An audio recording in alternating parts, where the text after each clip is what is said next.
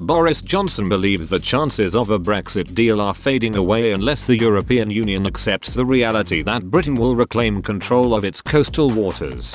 Downing Street is concerned the trade and security talks will collapse as there has been zero movement from Brussels on its hardline fishing demands. British officials are set to warn their European counterparts there won't be a deal unless the bloc accepts the UK's status as an independent coastal state after the end of the year. Lord Frost is warning the EU's fleet faces being blocked from British waters if there is a no-deal Brexit. A government spokesman said, "Unfortunately, we haven't achieved as much as we hoped so far during this intensive process. We will only be able to make progress if the EU accepts the reality that the UK will have the right to control access to its waters at the end of this year. We are asking for a simple, separate fisheries framework agreement which reflects our rights under international law and which provides for annual negotiations over access and sharing opportunities based on the scientific principle of zonal attachment. This is squarely in line with the existing precedent of the EU's current fisheries agreement with Norway.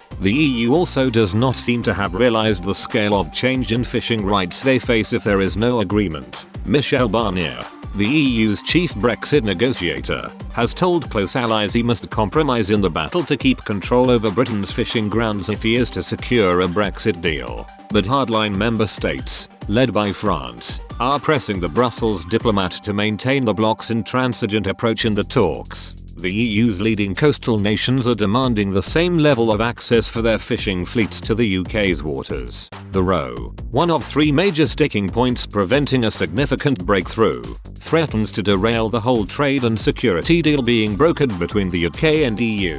Mr. Barnier has been adamant that there can be no future economic partnership without an agreement on post-Brexit fishing rights. The Frenchman has drawn up a desperate dossier of doomsday forecasts for British businesses in the hope it will persuade Number 10 to offer concessions. He will use the promise of lucrative access to the EU's market for key UK manufacturing sectors to secure greater access to the UK's coastal waters for the bloc's fishermen.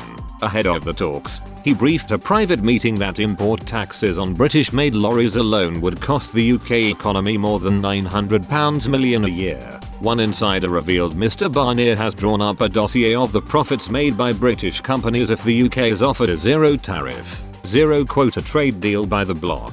"We have worked out what that would generate in terms of profits for British companies," he told allies. The Brussels bureaucrat explained to colleagues he would threaten to block access to the EU for British hauliers and airlines if European fishermen are not granted fair access to British waters. One source familiar with the discussion said, according to sources, Mr. Barnier told the meeting, "I'm pitting one against the other. European access to British waters and British access to the single market." Mr. Barnier will continue trade talks with UK counterpart Lord Frost in London this week ahead of the pending mid-November deadline for a deal. The Frenchman has told colleagues there must be a significant breakthrough by the end of the week if any agreement is to be concluded before the end of the transition period in December.